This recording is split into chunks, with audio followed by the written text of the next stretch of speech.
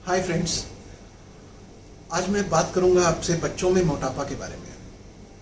तो नॉर्मली हम लोग समझते हैं कि बच्चे अगर बहुत ज़्यादा स्वस्थ हैं, स्वस्थ इन द सेंस हमारा जो समाज है उसमें स्वस्थ होने की परिभाषा कुछ इस तरीके से है कि कोई बच्चा अगर बहुत ज़्यादा मोटा घोटा है तो उसको स्वस्थ मानते हैं। लेकिन ये एक रास्ता हो सकता है कि कहीं उसको चाइल्डहुड ओबेसिटी तो नहीं डेवलप हुआ है, कहीं ऐसा तो नहीं है कि आप बहुत ज़्यादा खिला करके उसको जंक खिला करके और बहुत ज़्यादा कैलोरी खिला करके आप उसको बहुत ज़्यादा मोटा बना दिए।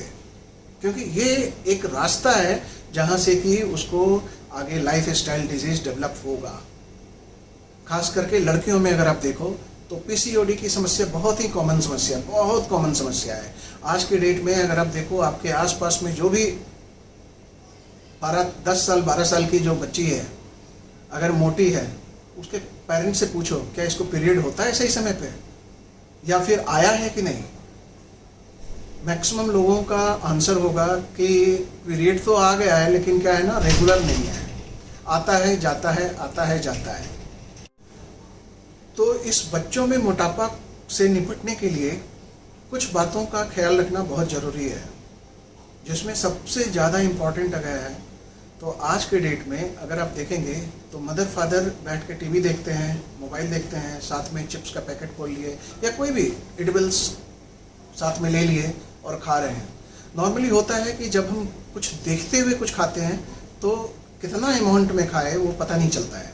बच्चों में भी सेम समस्या होती है कि बच्चे जब देखते हैं कि मदर फादर भी ऐसी हैबिट रखे हुए हैं कि वो मोबाइल देखते हुए खाना खा रहे हैं, टीवी देखते हुए खाना खा रहे हैं, तो बच्चों में ये हैबिट डेवलप हो जाती है। तो वो भी मोबाइल देखते हुए और टीवी देखते हुए खाना खाना पसंद करते हैं। और अल्टीमेटली होता है क्या, जितना उसकी रिक्वायरमेंट है, जितने न्यूट्रिएंट की ज़रूरत है, या तो पूरा ढंग से न्यूट्रिएंट नहीं मिल पाता है और नहीं तो जितना रिक्वायरमेंट है उससे ज़्यादा बच्चा लेता है।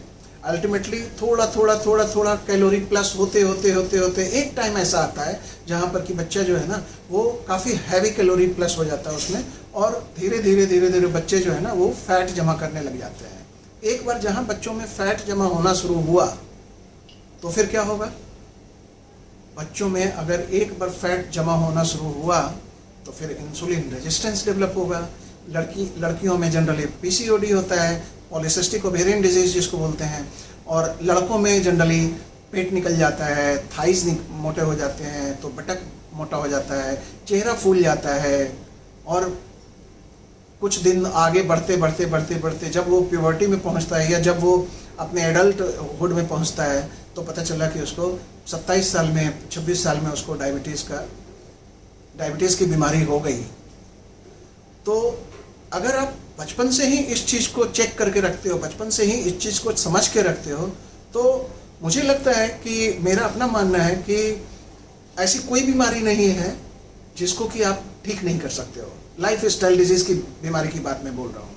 अब किसी को एक्सीडेंट हो जाए तो उसको मैं बचपन से क्या प्रिवेंशन लोगे, ऐसा तो कुछ है नहीं कि उसमें प्रिवेंशन लेने का, है ना। लेकिन लाइफ स्टाइल डिजीज़ को आप आराम से बचपन से आप करेक्ट करके रख सकते हो और अपने हैबिट्स को ठीक करो। मैं पेरेंट्स को बोलना चाहूँगा कि पेरेंट्स अपने हैबिट्स को ठीक करें और पेरेंट्स को जितना ज़रूरत है उतना ही खाएं, और कभी भी डाइनिंग टेबल के सामने टीवी ऑन करके ना खाएं, कभी भी नहीं।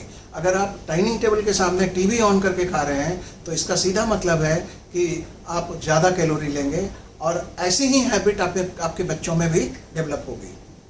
बच्चों को कभी भी मोबाइल दिखाना बुरी बात नहीं है, क्योंकि आजकल तो पूरी दुनिया मोबाइल पे है। अगर आप देखो तो ऑनलाइन क्लास ही बच्चों का चल रहा है तो मोबाइल पे ही चल रहा है। तो मोबाइल दिखाना उतनी बुरी बात नहीं है जितनी कि मोबाइल दिखाते हुए खिलाना।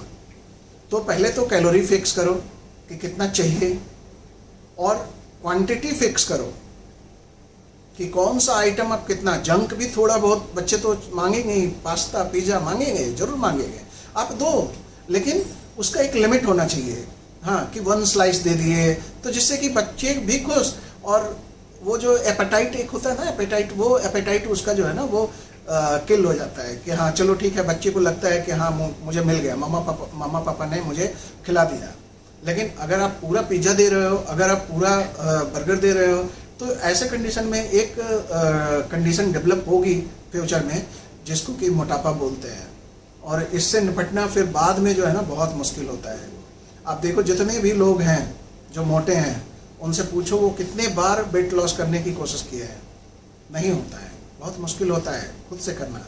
हाँ, लेकिन अगर आप मेरी बात बोलोगे कि आप सिर्फ वेट लॉस होगा कि नहीं, तो मैं बिल्कुल बोलूँगा कि हाँ मेरे से हो जाएगा, क्योंकि उसमें फंडा यही है, कुछ अलग फंडा नहीं है। मैं संतुलित खाना देता हूँ, कभी भूखे नहीं रखता।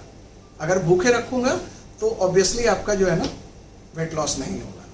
तो सबसे पहला है संतुलित खाना, सही ढंग से खाना, पूरा न्यूट्रिएंट ढंग से लेना, और उसके बाद जो है ना आप थोड़ा एक्सरसाइज करो, प्रॉपर स्लीप लो, प्रॉपर जो है पानी पियो, और बस इतना ही है। इतना से आपका वेट लॉस होना शुरू हो जाता है। तो अगर आप पहली बार मेरे चैनल को देख रहे हैं तो मेरे चैनल को सब्सक्राइब कीजिए और बेल आइकन को क्लिक कर दीजिए, ताकि कोई भी नया वीडियो जब मैं डालूं तो आप तक पहुंच जाए नोटिफिकेशन। और उसके बाद फिर मैं दूसरा जो वीडियो बनाऊंगा इसके बाद, वो मैं वेट लॉस के ऊपर बनाऊंगा।